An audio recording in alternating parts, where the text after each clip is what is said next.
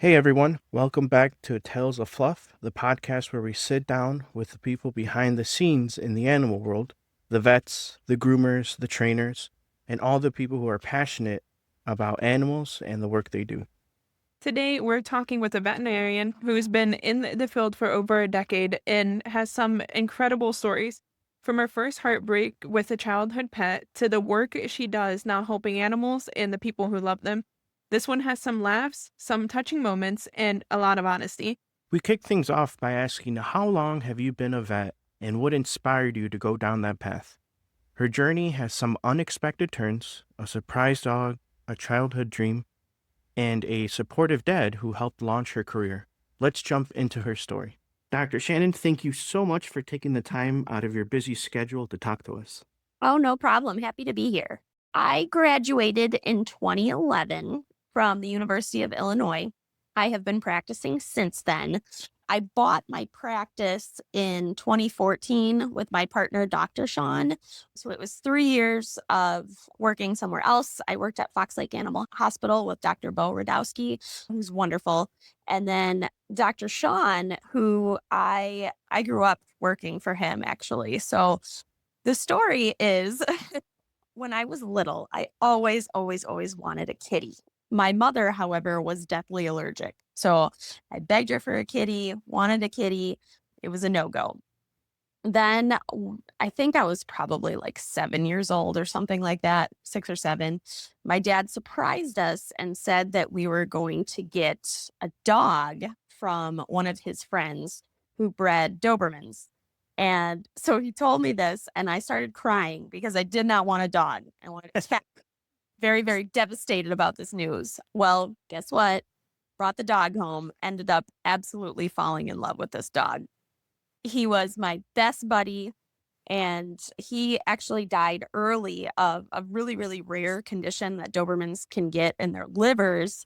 Dr. Sean was the doctor that took care of him, and he came out to our house, I remember, to put him down. And so that was always just like in my head of how he had helped us out so much.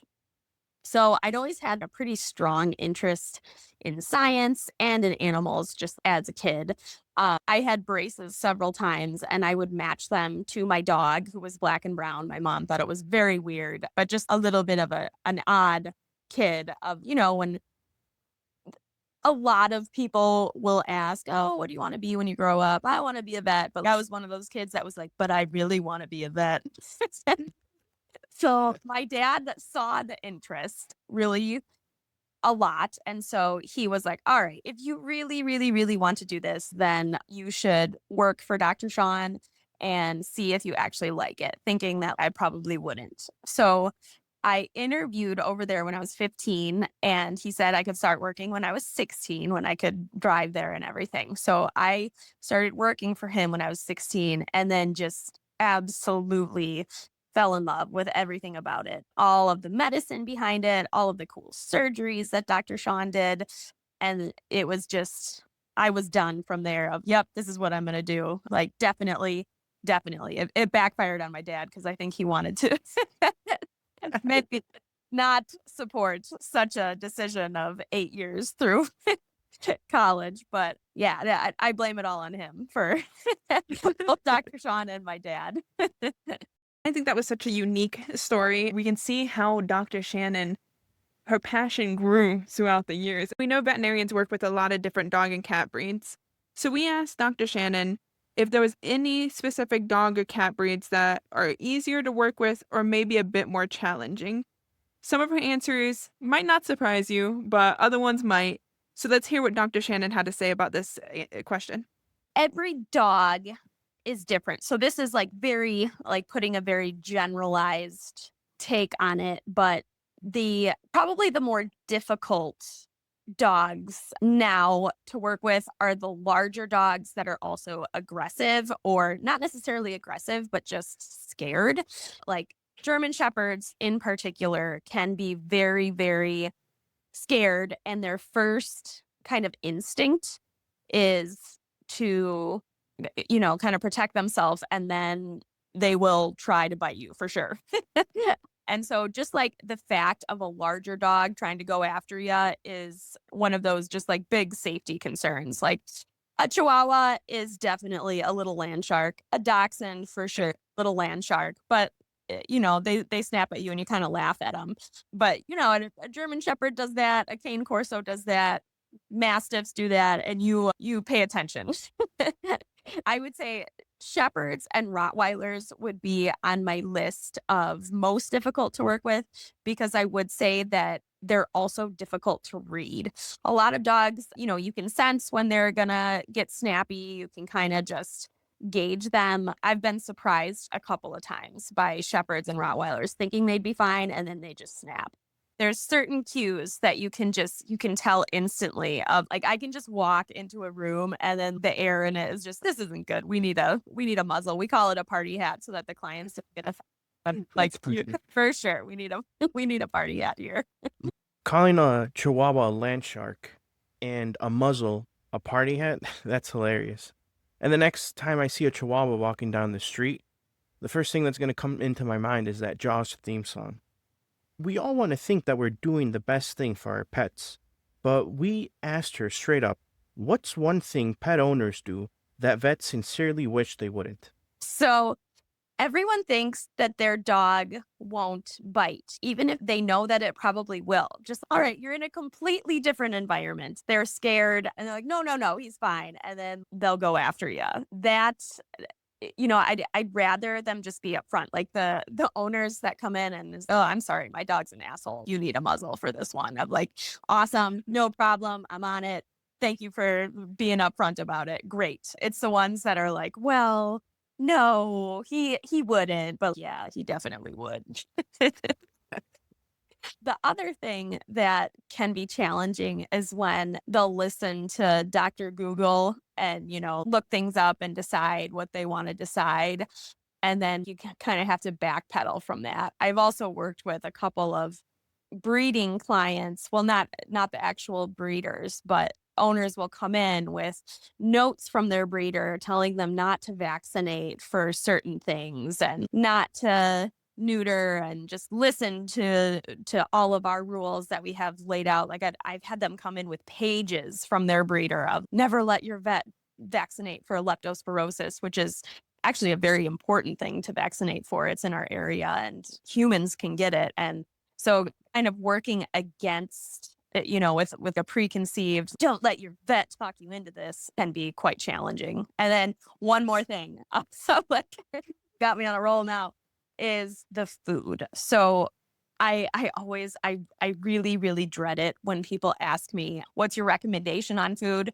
If they just ask for that and listen, great. It's just, I never, ever, ever want to get into an argument with people because they have so many preconceived notions of what's good and what's not good. And we've been working against a certain pet food company that put this in people's heads that grains were bad, even though dogs are omnivores. That is the cause of allergies. And it's not. It's proven that it tends to be the protein in the food that's an allergy. But like trying to explain it, trying to work against it. And then people are just really, really adamant about their food. Like they don't want to hear your recommendations most of the time.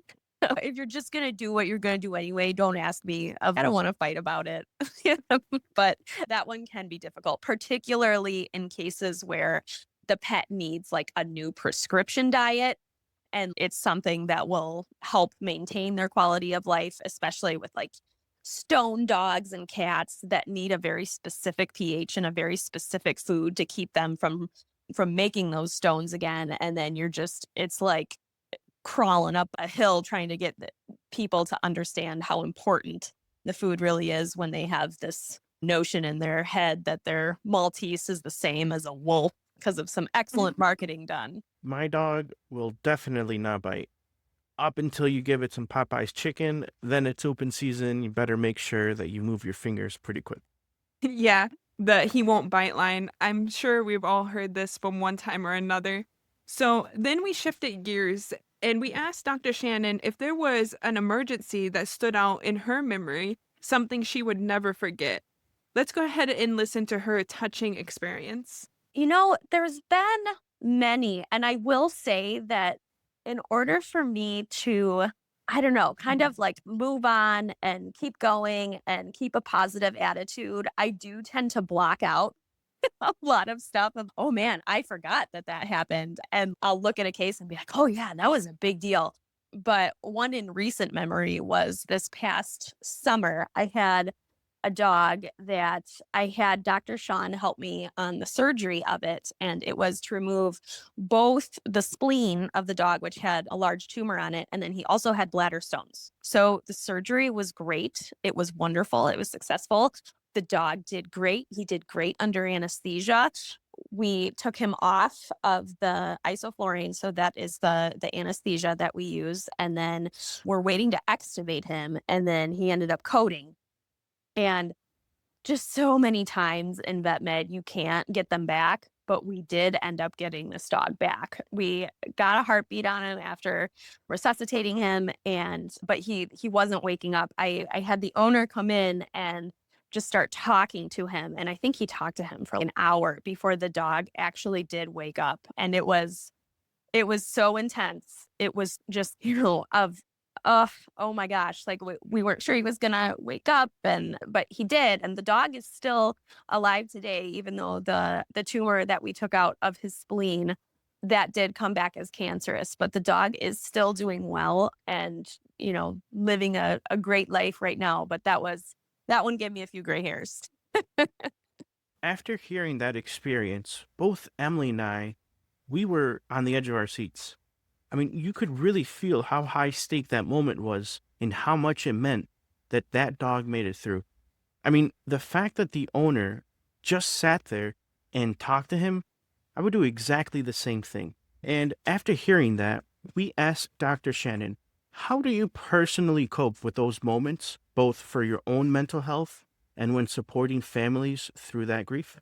It's one of the best parts of my job is to get to be there for people during that process. One of the things that I like to do is to be able to do house calls and put people's animals down for them at home. I think that it's truly one of the last nice things that you can do for a pet that has given you so much love and all of that. And it's something that is gone and missing from human medicine of a death with dignity. And I guess I also selfishly, I never feel as appreciated and loved as I do on those euthanasia calls of, no matter who I save and all of that, people are always just so appreciative and grateful that they got to be with their pet and got to say goodbye. And, while it can be very, very emotional and heartbreaking, particularly now that I've been at it long enough that I've seen some of these pets come in as puppies, and so I've seen them go through all of their life stages, and then ending up being the one from puppy to midlife to kind of treating them in old age and managing all of their diseases, and then finally saying goodbye.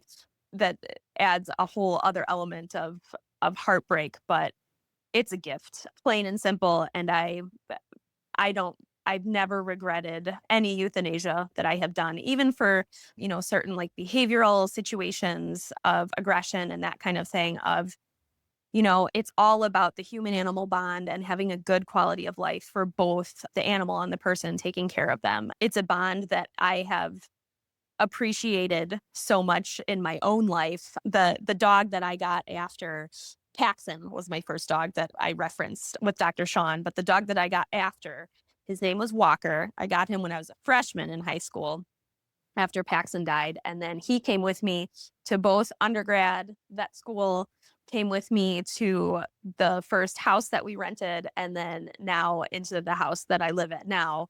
And so he was legitimately with me at 7 different houses and was just, there through so many life changes of like high school, undergrad, vet school, getting married, first house, first starting practice at Fox Lake. And I will say this unapologetically in front of my husband, he was the love of my life. When I did lose him, it was absolutely devastating. But again, that I will remember him for forever. I have a picture of him up in my bathroom that I look at every single day. that like he changed my life. And whenever I think of him, I love him. Actually, for Easter this past year, my mom gave me a picture of, it was like one of those pictures with three different ones in it. One was a picture of my oldest daughter, one was a picture of my youngest daughter, and the other was a picture of Walker.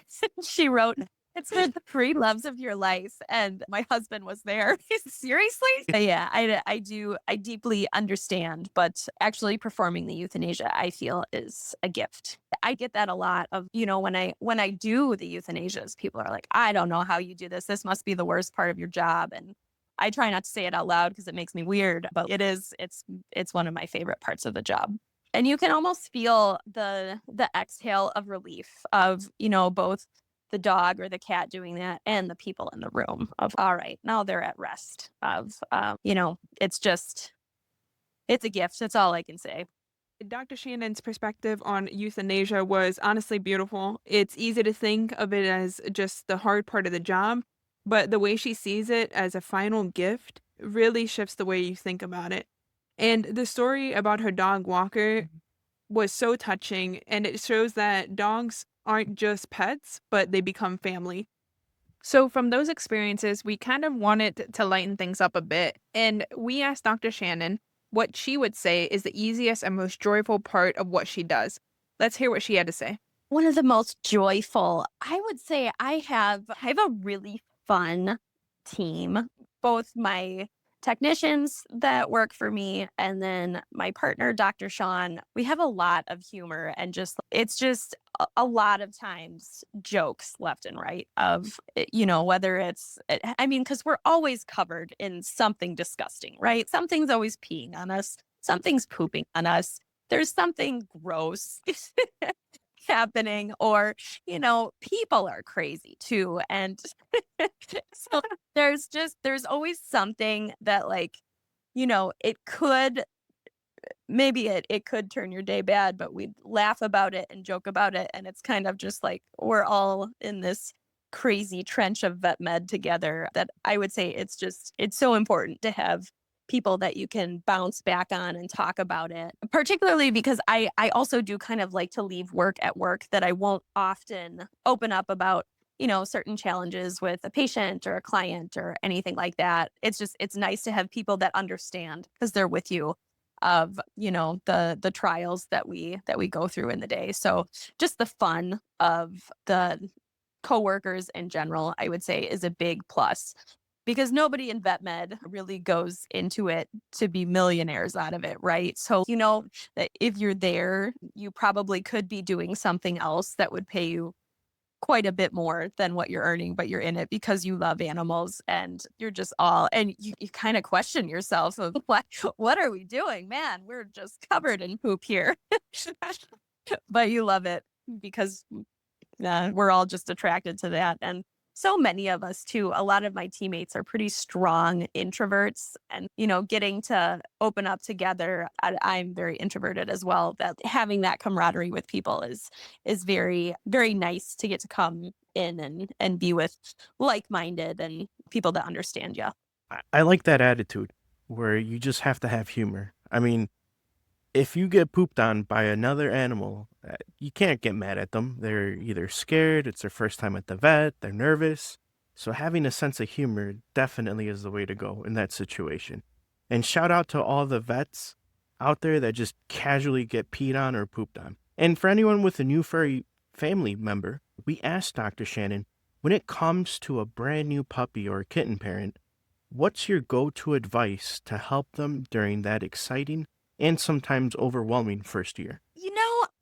I don't know that I have a necessarily go-to piece of advice. It kind of depends on the client, if they've had an animal before. Is it a new addition? Is this a first time puppy, people?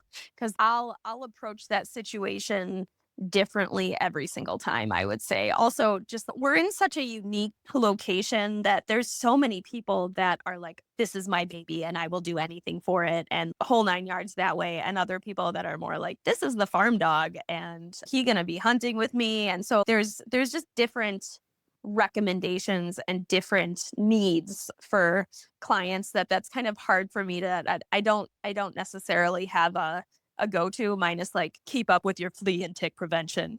I like that she doesn't just give everyone the same checklist, but rather realizes each situation is unique in its own way.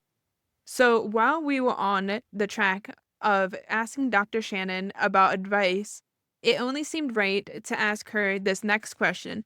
If there was any trends she is genuinely excited about or maybe a bit cautious of. I love the that you can attach one of those like Apple find a phone things, trackers to your animal's leash, and then you can track them. And there's a GPS thing that you can find them with. I think that's really cool because we've, before just microchipped, which we still do. And then we all have the microchip readers that if an animal is lost, then you can find it. But this is for the owners, for them to be able to possibly have that on their phones to track their pets in case they ever lose them. I think that that's cool. The other like new and interesting thing that's come out recently is both Silencia for cats and Librela for dogs for arthritis.